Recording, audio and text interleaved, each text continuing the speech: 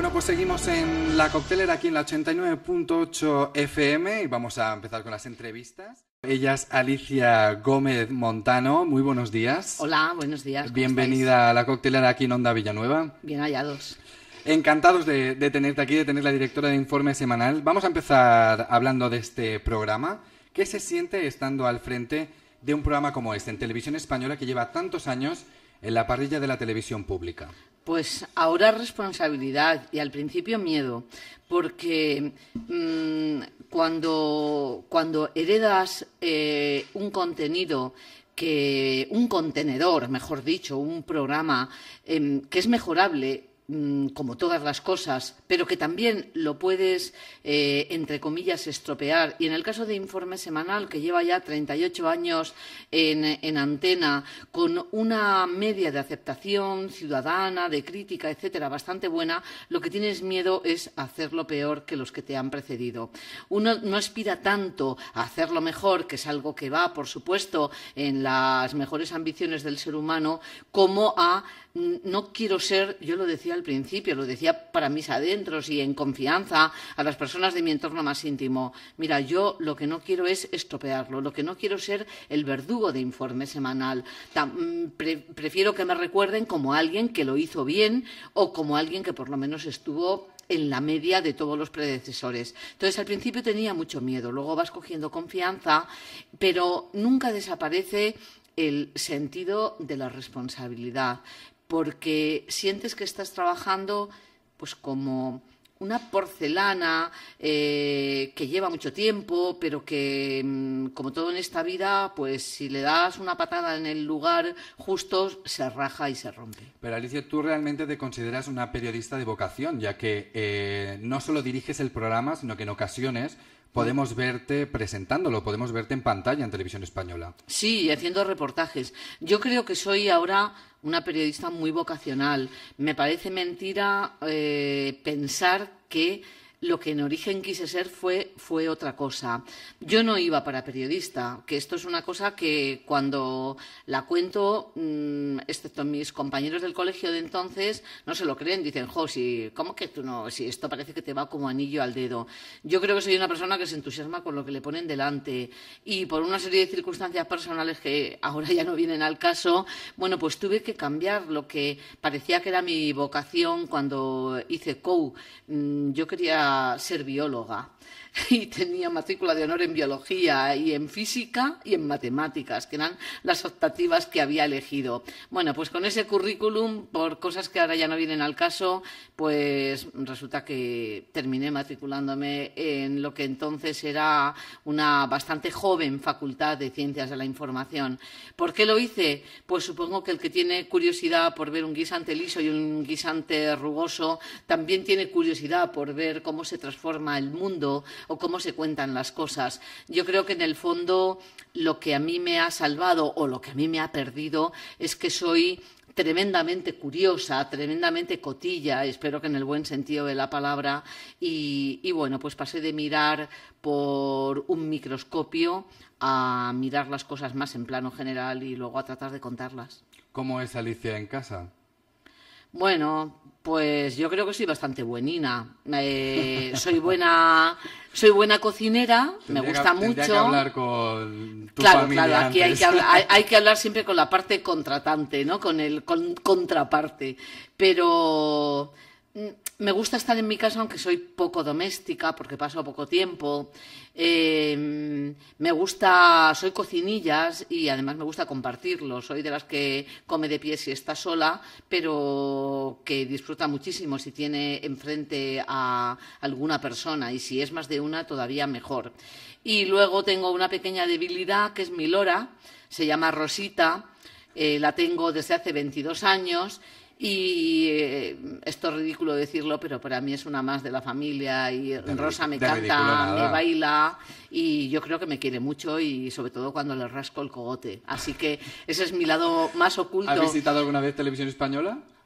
Pues alguna vez porque me he ido de viaje y la tenía que llevar a alguien porque no había nadie en casa para cuidarla y como Rosa no puede estar más de 2 días sola, pues entonces eso que digo, bueno, ya me llevo a Rosa, la meto en la jaula de viaje, que es una mucho más pequeña que la jaula enorme en la que está, y entonces la he llegado a dejar en el parking o incluso la he llegado a subir al despacho. Lo que pasa es que es un cante y, en fin, no se puede hacer muy a menudo porque así ya aprovecho y luego me la llevo a donde la voy depositando cuando viajo por varios días. Pero has dicho que canta, baila... Sí, canta, baila, dice... ¿Te has planteado llevarla en algún programa de estos de Nueve Talentos, como Tú sí que vales, por ejemplo? No, porque también es muy puñetera, como son todos los loros, y muy desconfiada. Y una vez vi una amiga mía de la cadena SER, que la había visto 50.000 veces hacer todo tipo de monadas, intentó durante un buen rato que dijera algo y la puñetera enmudeció. Con lo cual he decidido que es mejor no contar sus cualidades,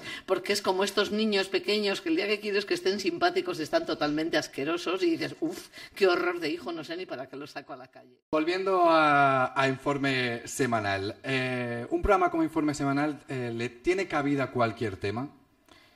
Sí, sí. Otra cosa es cómo lo abordas. Pero, por ejemplo, por ir a los nuevos formatos, amagacinados, a los nuevos magazines.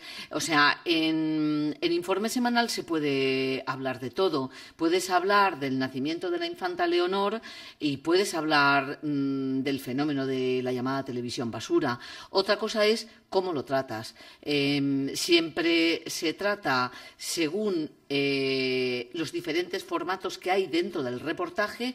Es un programa de reportajes y lo abordamos como reportaje de actualidad, reportaje de efemérides, reportaje de creación, reportaje de interés humano, etcétera, etcétera. Siempre elegimos la fórmula del reportaje, siempre hay una base documental importante, o sea, siempre hay documentación escrita, documentación también audiovisual si procede, y luego suele tener esto que llamamos un tono pedagógico y más o menos un tono serio.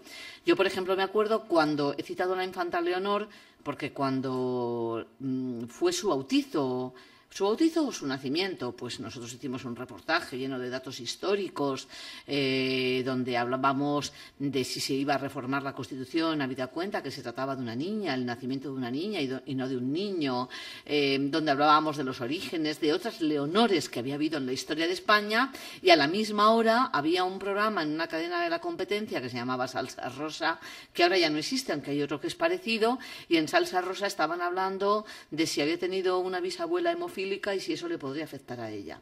Es decir, las dos cadenas estaban hablando de la infanta Leonor, pero con dos miradas absolutamente diferentes.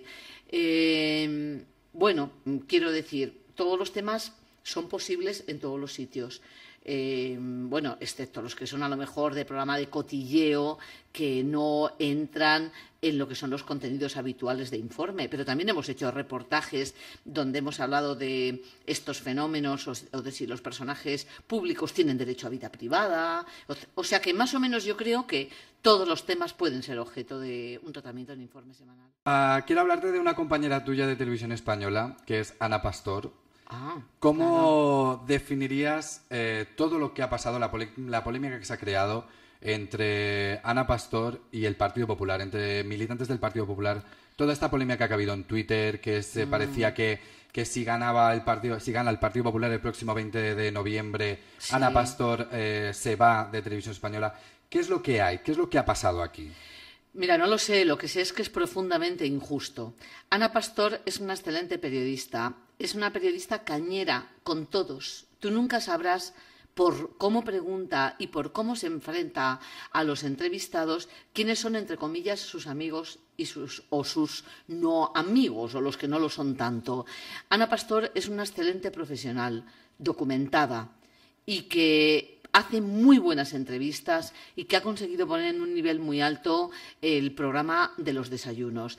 Creo que las voces que han surgido contra ella desde el Partido Popular han sido, por una parte, injustas y, por otra parte, han cometido un error tremendo y de bulto. El periodista tiene que ser incómodo, no digo todos los días ni a todas las horas, pero sí de vez en cuando, y tiene que ser crítico. De alguna manera es el Pepito Grillo de la sociedad. Si el periodista fuera solamente arbitrario, injusto y agresivo con un partido político, podrías decir, bueno, mire, usted es asimétrico, usted no aplica la misma regla a todos. Pero yo veo todos los días que puedo, menos cuando estoy aquí en clase, los desayunos.